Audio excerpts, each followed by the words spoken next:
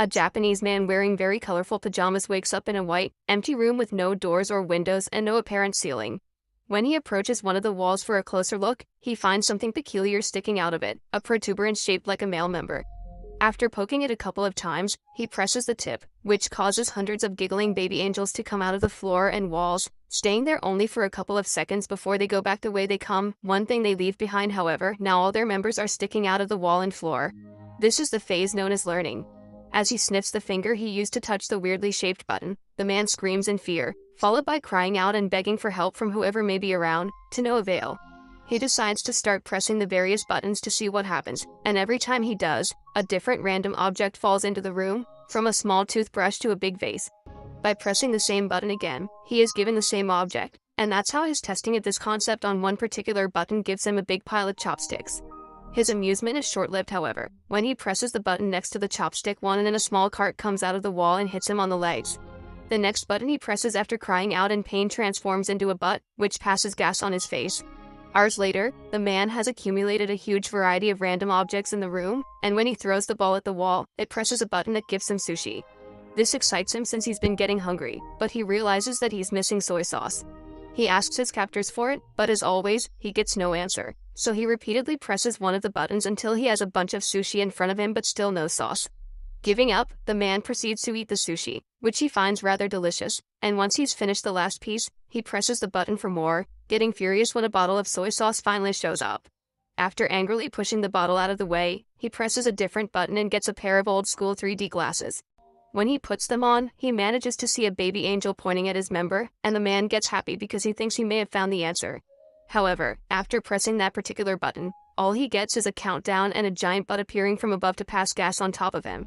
Some hours later, he's read 5 volumes of a manga that he finds very entertaining, but when he presses a button to get the 6th, he gets the 7th instead.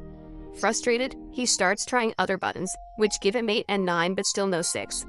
The last button he tries, though, has an important surprise for him. It opens a section of the wall that hides a door behind it. The man celebrates this discovery, but in his excitement, he loses track of which button is the one that opens the exit. He tries one at random and shockingly sees an African tribesman run from wall to wall. The next one makes water fall on his head. The third one turns out to be the one he needs, and as soon as the wall opens, he runs to it, only to see it close on his face. His second try ends the same way, and it's then he realizes that the door stays open as long as the member tip is down, so he starts trying out different ways to achieve it. First, he goes for a runner position, pressing it with his foot. Next, he hits it with a flash water from as far as possible, hoping the distance will make a difference in his running time. None of these work, and neither do pulling it with a jumping rope or hitting it with the air sent by a fan. His following plan is to get on the cart and push it after pressing the button, but after a few tries, he comes to accept he simply can't control it. What he needs to do is find a way to keep the button tipped down. He puts the huge vase on top of it, but the button manages to stick back up again, so the man reaches the conclusion that he needs to fill the vase to make it heavier. First, he tries the water button, but it's pointless. No matter how hard he tries to redirect the water, it only falls on him and nowhere else. His next attempt involves filling the vase with sushi, but it becomes so heavy he can't even pick it up. The neck of the vase is also too narrow for his hand to go through, so the man has no other choice but to use chopsticks and remove a bunch of sushi piece by piece. Moments later, once he's removed enough, he manages to barely pick up the vase, so he does exactly that and takes it closer to the buttons. When he gets there, he finds himself having to put down the vase on the floor because he has lost which button it was again, and when he tries one, the African tribesman comes out and accidentally bumps into the vase, causing it to crack and break in half. This sends the man over the edge, who, as he freaks out and yells nonstop, finds the right button and begins covering it with sushi. This, of course, doesn't work either, and the little member pops up among the rice. Then the man tries covering the button with tape, followed by tape plus a steel plate, but nothing works. After taking some painkillers to deal with the pain caused by the door every time it hits him on his back and a nap as well, the man wants to wash his teeth, so he presses a button to get water. It was the wrong button though, and this one reveals a rope falling from the ceiling.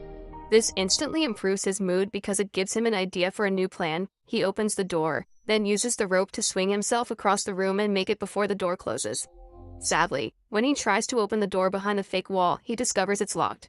He returns to the room just in time before the door closes, although it manages to hit him on his way out anyway, and in frustration, he kicks the wall, activating one of the buttons and revealing the key floating in the middle of the room.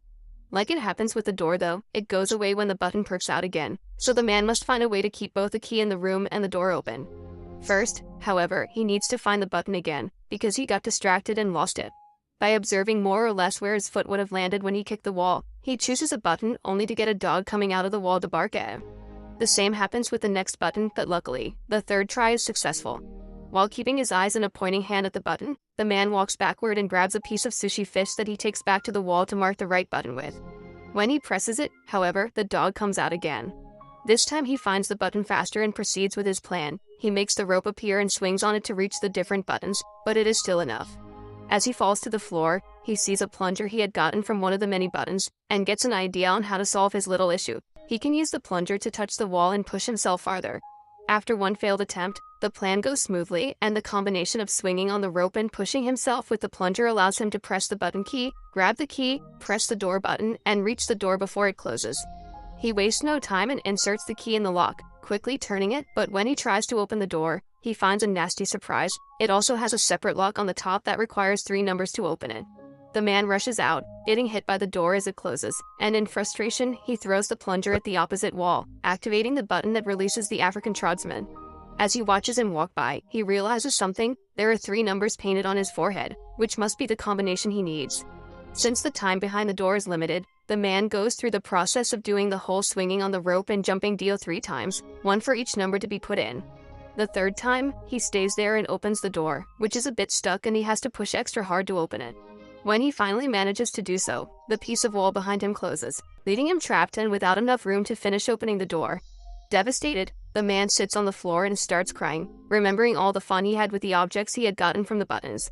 He had been locked there too, but at least he had room to move and entertainment, and now he realizes he didn't appreciate what he had while he could. Suddenly, he feels a breeze on his face coming from the left wall. As soon as he touches it, he finds a crack that indicates it's a fake. He wastes no time and pushes the panel open before running out of there, soon reaching a mysterious hallway floating in a pitch-black area. It feels like he spends an eternity running towards an exit, and when he finally makes it to a room, his hair is longer and the colors of his pajama have faded. This room is also empty and the door he uses closes as soon as he enters, but instead of baby angels, here there are adult ones, who also disappear into the wall and only leave out their members to be used as buttons. This is the phase known as practice. Meanwhile, in a city in Mexico, little Antonio's family is worried because the father, a wrestler known as Escargot Man, is behaving more taciturnly than usual.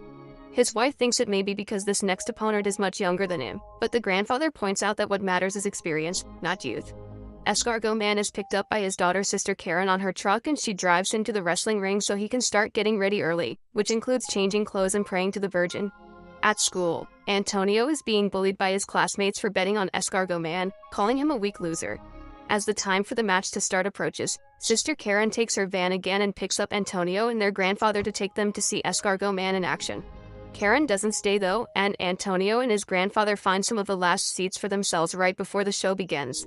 The first team that enters the ring are the Northern Tough Ones, formed by Super Demon and Tequila Joe. Then Escargot Man and his partner Silver Eagle come in under the team name Kiss Me A Lot. Silver Eagle is the first one to fight for his team with a brilliant beginning, but he's soon overpowered when the Northern Tough Ones fight him together instead of one-on-one. They keep gesturing at Escargot Man, asking him to join the fight, but he refuses to do so until Silver Eagle pulls a trick to make Super Demon and Tequila Joe hit each other, allowing him to escape. Escargot Man is quickly overpowered as well. But just when his opponent is about to hit him with a chair, the man in the mysterious room presses a member button and causes Escargot Man to magically extend his neck and knock out both opponents with a hit of his head. In the room, nothing happens, which calls the man's attention, so he keeps pressing the same button, causing Escargot Man to knock out Silver Eagle, the referee, Antonio, and even the bell. Seeing no results, the man starts trying out different buttons. One causes the singer of a metal band to breathe fire above his audience during a concert in Los Angeles. The other makes a Russian magician fail his trick when he tries to make his assistant disappear, and the third one makes a man in China bark at his own dogs. The man is about to give up when he sees some light coming from above and notices that unlike the last room, here there is no ceiling and he can see the angels flying around in the distance. He decides to try something completely new this time. Instead of pressing the member buttons, he will use them to climb the walls. It works, and every time he grabs a button with his hands or steps on them with his feet, something amazing on Earth happens, from flowers blossoming to an elephant dying. The highest he goes, the more complex the effects become. It's not only nature anymore, there is also humanity in both the little and the big things, like a toaster and landing on the moon. By the time he makes it to the top, both the man's hair and beard had grown long, and he doesn't need to hold on to the wall anymore. Now he can float as well, just like the angels, and using all his experience gained from the training at the previous rooms, he embraces his role of God and begins choosing humanity's biggest hits on purpose instead of randomly pushing buttons. By the time he's done, he's surrounded by feathers instead of walls, and he enters a glowing portal that takes him to the last room. This one has the continents on its walls and a huge member button that the man is about to press. This is the phase known as future.